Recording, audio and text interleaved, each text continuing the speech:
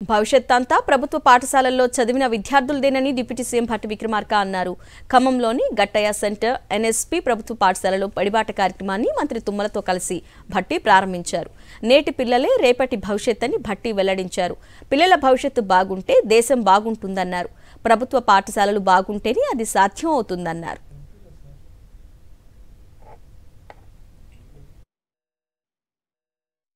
నేటి బాలలే రేపటి పౌరులను మనం చిన్నప్పటి నుంచి చదువుకుంటూ ఉంటాం.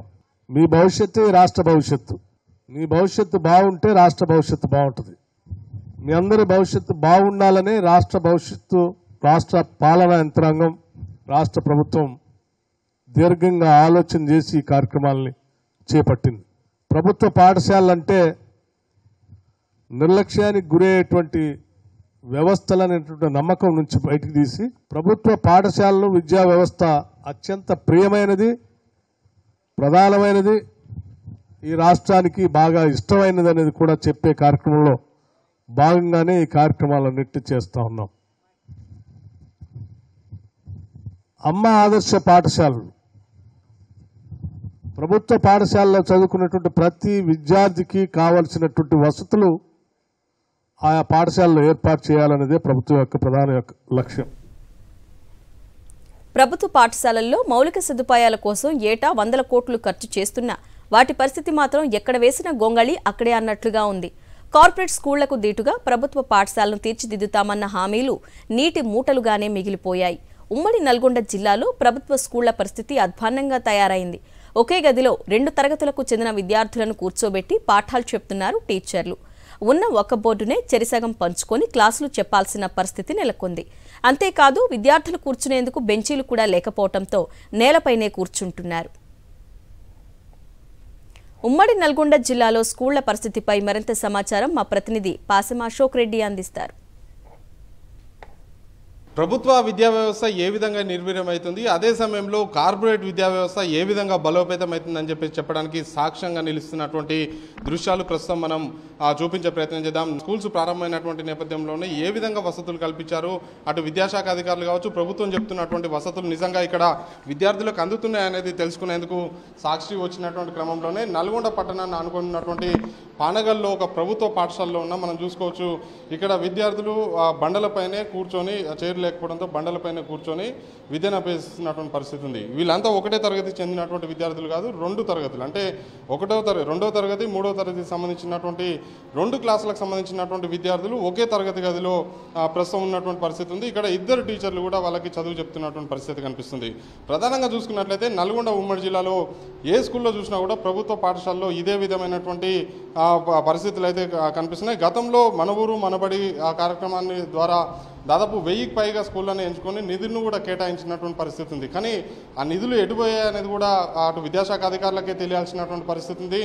ఒకసారి మనం మాట్లాడదాం. ఈ రోజు నుంచే పుస్తకాలు అందిస్తామని చెప్పేసి అధికారులు చెప్పారు. డ్రెస్ కూడా, యూనిఫామ్ కూడా 2 సంవత్సరానికి 2 జతల యూనిఫామ్ ఇవ్వాల్సి ఉన్నటువంటి నేపథ్యంలోనే ఒక జత యూనిఫామ్ కూడా ఇస్తామని చెప్పేసి అధికారులు చెప్తున్నారు. అడుగుదాం. అమ్మ చెప్పండి, పుస్తకాలు ఇచ్చారా తల్లి? ఇవ్వలేదా మీకు? అంటే యూనిఫామ్ ఇచ్చారా? అంటే డ్రెస్ ఇస్తారు కదా, ఇట్లాంటిది ఈ సంవత్సరం ఇచ్చిరా? లాస్ట్ ఇయర్ ఇచ్చారు. ఈ సంవత్సరం ఇవ్వలేదా? ఓకే, ఈరోజే ఆ పాఠశాలలు స్టార్ట్ అయినాయి. కాకపోతే ప్రతి సంవత్సరం 2 జతల యూనిఫాము ప్రభుత్వం ఉచితంగా విద్యార్థులకు అందిస్తుంది. కానీ ఇప్పటివరకు, అంటే ఈరోజే ప్రారంభమైనప్పుడు కూడా ఈరోజు ఒక జత యూనిఫామ్ అందిస్తామని చెప్పినప్పుడు కూడా యూనిఫామ్ అయితే పాఠశాలకు అయితే ఎక్కడ కూడా చేరినటువంటి పరిస్థితులు అయితే లేవు. మరోవైపు పుస్తకాలు కూడా పూర్తి స్థాయిలో ఏదైతే ఆ ప్రభుత్వ పాఠశాలకు సంబంధించి పుస్తకాలు కూడా మొదటి రోజు అందిస్తామని చెప్పినప్పటికీ పాఠశాలకు చేరాయని చెప్పేసి అయితే అధికారులు చెప్తున్నారు. ఒకసారి మాట్లాడదాం. చెప్పండి మేడం, అసలు ఈ స్కూల్లో ఎంత స్ట్రెంత్ ఉంటుంది? స్కూల్లో 200 దాకా ఉందమ్మా. అంటే కింద కూర్చుంటున్నారు, చైర్లు లేవా? బెంచెస్ ఉన్నాయి సార్. అయితే మన ఎలక్షన్ డ్యూటీ అప్పుడు కొంచెం రూమ్స్ కావాలన్నట్టు వెకెంట్ చేశారు. ఓకే, మీ డిఈఓనేమో మొత్తం, అంటే లేదండి, మీ డిఈఓనేమో మొత్తం మామిడి తోరణాలతో స్వాగతం పలుకుతున్నారు. తోరణాలు కాదుగా, కనీసం కుర్చీలు కూడా లేవు కదా? కుర్చీలు అంటే సార్ ఇక కుర్చీలు ఉన్నాయిలే కానీ పర్లేదు. ఎందుకు ఒకే తరగతి గదిలో 2 క్లాసులు పాఠాలు చెప్పాల్సి వస్తుంది? అంటే రూమ్ సఫిషియంట్ లేవు సార్. క్లాస్కి ఒక రూమ్ లేక 2 క్లాసెస్ కలిపి ఒకటే రూమ్. ఒకే సమయంలో ఇప్పుడు 2 టీచర్లు పాఠాలు చెప్పాలి, ఒకటే బోర్డు ఉన్నది. ఎట్లా వాళ్ళకి ఎట్లా అర్థమవుతుంది? ఒక సైడ్ నుంచి మీరు చెప్తుంటారు, ఇంకో సైడ్ నుంచి ఇంకో టీచర్ చెప్తుంటారు కదా, వాళ్ళకి పాఠాలు ఎట్లా అర్థమవుతుంది? బోర్డు వర్క్ ఉన్న రోజు క్లాస్లో కూర్చుంటాం, బోర్డు వర్క్ లేని రోజు బయట కూర్చొని చెట్ల కింద కూర్చుంటాం. క్లాసెస్ అన్నీ సరిపోతున్నాయి, ఒక క్లాస్ మాత్రం కొంచెం బయట కూర్చోవాల్సి వస్తుంది.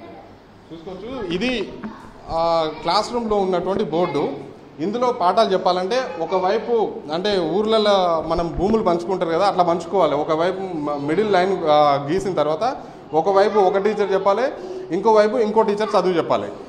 ఈ స్కూల్లో రీసౌండ్ వస్తుంది. 2 తరగతులకు సంబంధించినటువంటి స్టూడెంట్స్ ఇందులో కూర్చొని పాఠాలు వినాలంటే వాళ్ళు పాఠాలు వింటారా, లేకపోతే ఈ రీసౌండ్ తోటి తలకాయ నొప్పి వస్తుందా అర్థం కాదు. వాళ్ళు ఇటు టీచర్లు ఏం చెప్తారో అర్థం కాదు, వాళ్ళు ఏం చదువుతున్నారు అనేది వాళ్ళకి అసలే తెలియదు. ఈ నేపథ్యంలో విద్యాశాఖ ఖచ్చితంగా స్పందించాల్సినటువంటి అవసరం ఉంది, ప్రభుత్వం కూడా దృష్టి పెట్టాల్సినటువంటి అవసరం ఉంది. ఈ విధమైనటువంటి ప్రభుత్వ స్కూళ్ళు ఈ విధంగా అధ్వానంగా వసతులు లేమితోటి ఉంటే కార్పొరేట్స్ కళాశాలలకి పాఠశాలలకి ధీటుగా ఆ ప్రభుత్వ పాఠశాలను ఏ విధంగా తీర్చిదిద్దుతారనేది కూడా అటు విద్యాశాఖ అధికారులు ప్రభుత్వం ఖచ్చితంగా సమాధానం చెప్పాల్సినటువంటి అవసరం ఉంది. నేను శ్రీనివాసరావు, పాషం అశోక్ రెడ్డి, సాక్షి టీవీ, నల్గొండ.